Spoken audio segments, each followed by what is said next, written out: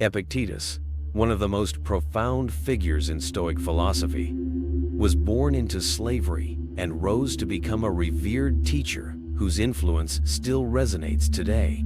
Unlike many philosophers of his time, Epictetus did not leave behind written works of his own. Instead, his teachings were preserved through the notes of his student, Arrian, in the Discourses and the Enchiridion. His life embodies the core Stoic principle that while external circumstances are beyond our control, our response to them defines our character.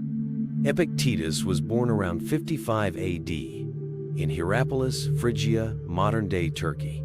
He was enslaved in Rome under Epaphroditus, a powerful freedman and secretary to Emperor Nero. Despite the harsh realities of slavery, Epictetus had an insatiable thirst for knowledge. His master allowed him to study under Musonius Rufus, a leading Stoic philosopher of the time. It was here that Epictetus was introduced to Stoicism, a philosophy that would shape his entire outlook on life. Some sources suggest that Epaphroditus treated him cruelly, possibly injuring his leg, which left him with a lifelong limp.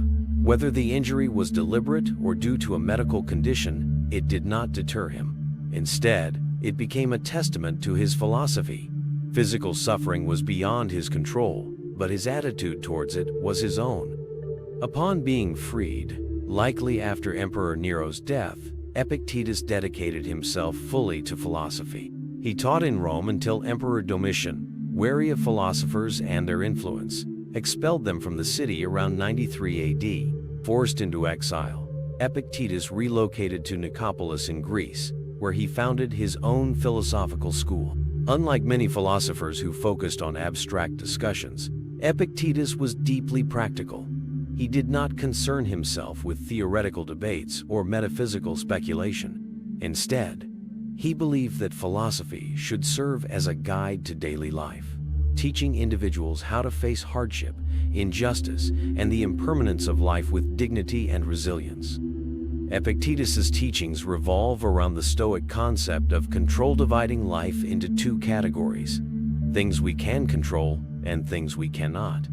His philosophy is best summarized by the opening lines of the Enchiridion. Some things are within our power while others are not.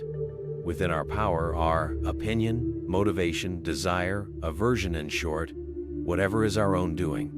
Beyond our power are our body, property, reputation, office, and, in a word, whatever is not of our own doing. From this core idea stems several fundamental principles. Focus on what you can control.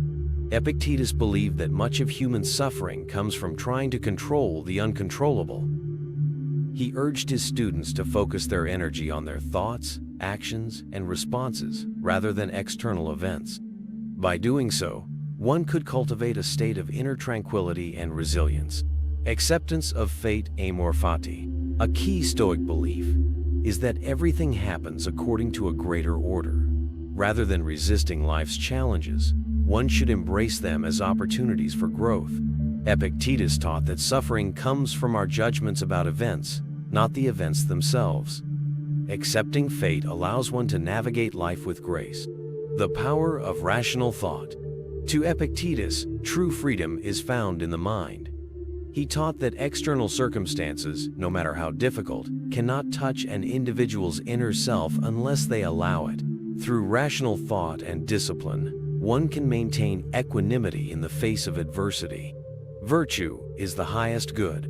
Like all Stoics, Epictetus held that virtue comprising wisdom, courage, justice, and self-discipline was the only true good. External achievements, wealth, or reputation were meaningless unless accompanied by moral character. Hardships as a path to growth. Epictetus did not believe in avoiding difficulties. Instead, he saw hardship as a test of character. He encouraged his students to welcome challenges, as they offered opportunities to practice resilience and wisdom. Difficulties are what show men's character. Therefore, when a difficulty falls upon you, remember that you are a man and not a sheep, and that it is an opportunity to display your virtue. One of Epictetus's most famous admirers was Marcus Aurelius, the Roman emperor and philosopher. Although they never met, Marcus Aurelius was deeply influenced by Epictetus's teachings, which he referenced frequently in Meditations. The Stoic principles of self-discipline, duty, and acceptance helped Aurelius navigate the immense pressures of ruling Rome. Epictetus's philosophy also inspired later thinkers, including Enlightenment figures like Adam Smith and modern leaders seeking guidance in ethics and leadership.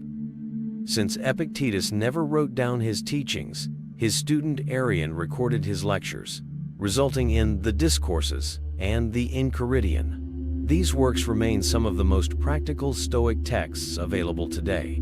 The Discourses are longer, detailed discussions of Stoic philosophy, covering topics such as reason, emotion, and personal responsibility. The Enchiridion, the handbook, is a concise manual of key Stoic principles, designed to be easily referenced in daily life. These texts continue to guide readers in how to cultivate mental fortitude and lead a virtuous life. Epictetus's teachings have endured for centuries, influencing fields from psychology to leadership training. Modern cognitive behavioral therapy, CBT, for example, draws heavily from Stoic principles, particularly the idea that we can control our thoughts and reactions to external events.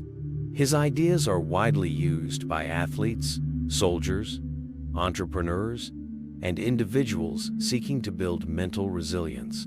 His belief that adversity is an opportunity for growth is particularly relevant in today's fast-changing world, where uncertainty and setbacks are common. Epictetus's journey from slavery to philosophical greatness is a testament to the power of the human spirit.